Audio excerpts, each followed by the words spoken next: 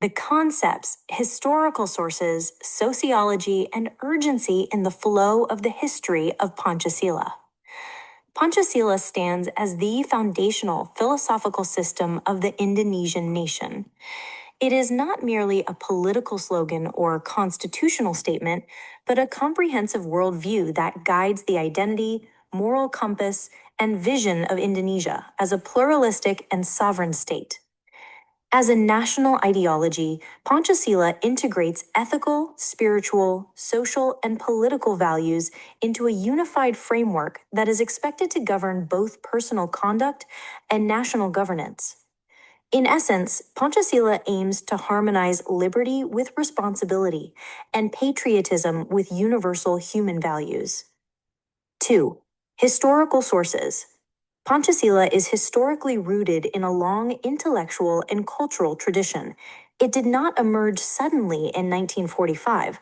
Rather, it evolved from centuries of interaction between indigenous values, Hindu-Buddhist civilization, Islamic teachings, and modern constitutional thought.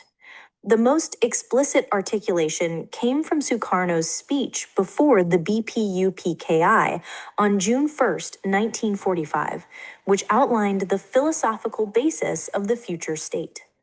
The preamble of the 1945 Constitution subsequently codified Pancasila, making it the ideological backbone of independent Indonesia.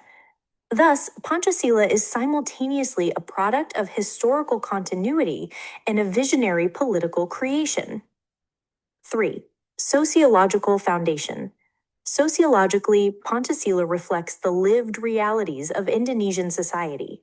It recognizes the archipelago's extraordinary diversity of ethnicities, religions, languages, and cultures. Rather than enforcing uniformity, Pancasila creates a platform for unity without erasing difference.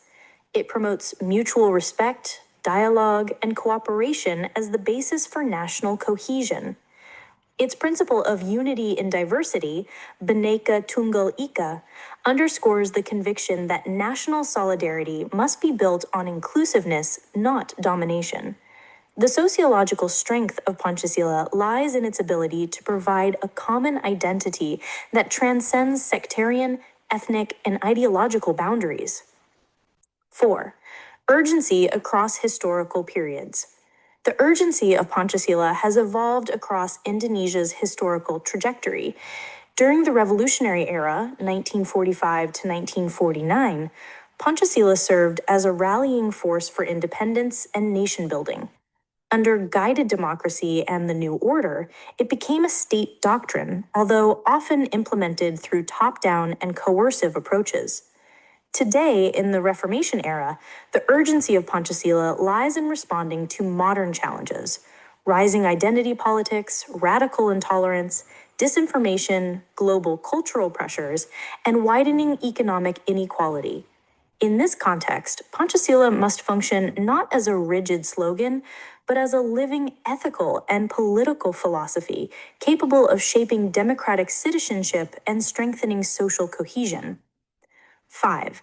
Conclusion.